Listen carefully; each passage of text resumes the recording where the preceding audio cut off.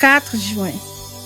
Job chapitre 25, chapitre 26, chapitre 27. Bildad de Shuach prit la parole et dit: La puissance et la terreur appartiennent à Dieu. Il fait régner la paix dans ses hautes régions. Ses armées ne sont-elles pas innombrables? Sur qui sa lumière ne se lève-t-elle pas? Comment l'homme serait-il juste devant Dieu? Comment celui qui est né de la femme serait-il pur?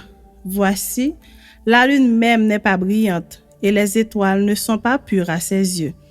Combien moins l'homme qui n'est qu'un ver, le fils de l'homme qui n'est qu'un vermisseau.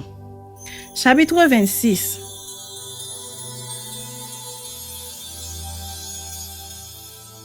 Job prit la parole et dit: Comme tu sais bien venir en aide à la faiblesse, comme tu prêtes secours au bras sans force, quel bon conseil tu donnes à celui qui manque d'intelligence. Quelle abondance de sagesse tu fais paraître. À qui s'adressent tes paroles et qui est-ce qui t'inspire? Devant Dieu, les ombres tremblent au-dessous des eaux et de leurs habitants. Devant lui, le séjour des morts est nu.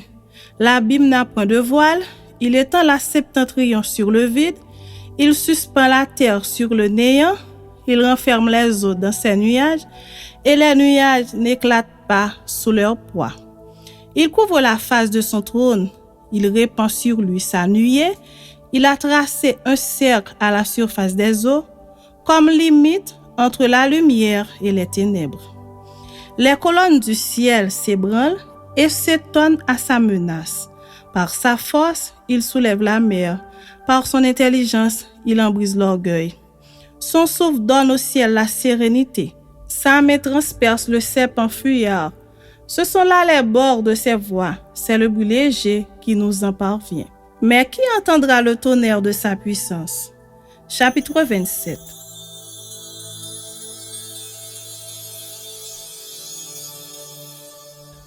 Job prit de nouveau la parole sous forme sentencieuse et dit: Dieu qui me refuse justice est vivant.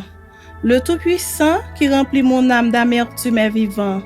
Aussi longtemps que j'aurai ma respiration et que le souffle de Dieu sera dans mes narines, mes lèvres ne prononcent rien d'injuste, ma langue ne dira rien de faux. Loin de moi la pensée de vous donner raison. Jusqu'à mon dernier soupir, je défendrai mon innocence. Je tiens à me justifier et je ne faiblirai pas. Mon cœur ne me fait de reproche sur aucun de mes jours. Que mon ennemi soit comme le méchant et mon adversaire comme l'impie. Quelle espérance reste-t-il à l'impie quand Dieu coupe le fil de sa vie, quand il lui retire son âme? Est-ce que Dieu écoute ses cris quand l'angoisse vient l'assaillir? Fait-il du Tout-Puissant ses délices? Adresse-t-il en tout temps ses prières à Dieu? Je vous enseignerai les voies de Dieu. Je ne vous cacherai pas les desseins du Tout-Puissant. Mais vous les connaissez et vous êtes d'accord. Pourquoi donc vous laissez aller à de vaines pensées? Voici la part que Dieu réserve aux méchants, l'héritage que le Tout-Puissant destine à l'impie. S'il a des fils en grand nombre, c'est pour le glaive, et ses rejetons manquent de pain.